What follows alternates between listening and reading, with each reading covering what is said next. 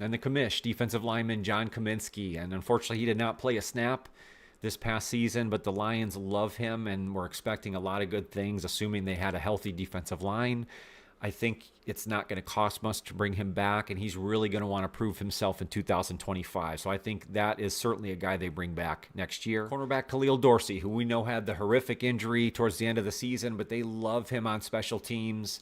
I think the question will be, does the injury hinder them from re-signing him? It could be a long-term recovery. He might not be ready for the start of next season.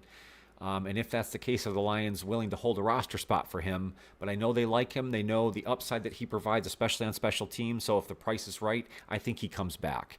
This is probably the toughest one to go over. Dan Skipper, the offensive tackle. We know Skip. We know the Lions organization loves him, and he's very versatile.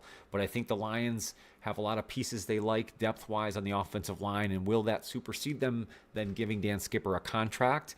I think they do bring him back. I think there's still enough good faith in him there, what he can do as an extra lineman, so on and so forth. So I do expect Dan Skipper to come back.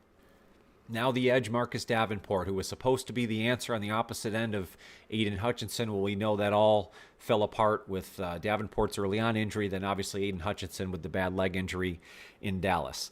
I don't think Marcus Davenport comes back. I think that was a low risk, high reward, and I don't blame them for it. I think if Davenport stays healthy, it could have meant a lot of good things for the defensive line for the Lions, but that didn't happen.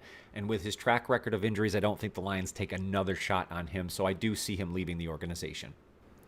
And another guy that has an unfortunate injury history that I think will play against him here this offseason is safety Ife Melifonwu, who played such a vital role at the end of 2023 and part of 2024, but he just has not been able to remain healthy. And we know what the Lions' depth looks like at safety. They're going to have to deal with long-term contracts for probably both Brian Branch and Kirby Joseph, so that I think makes Melifonwu the odd man out. Next up, linebacker Derek Barnes, who was injured week 3 against Arizona, and I think could have been a casualty with the fact that Aaron Glenn, the defensive coordinator, was leaving the organization. But the fact that the Lions hired from within with Kelvin Shepard, who's so familiar and was mentored by Aaron Glenn, I don't think a lot will change schematically.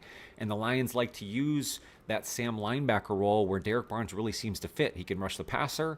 He's decent in pass protect or in defending the pass, so he can serve a lot of purposes. But they just didn't get or see enough of him this last season to know what they'll have in years to come. I think they have enough familiarity with him, and the fact that the scheme may stay the same bodes well. So I think Derek Barnes will return.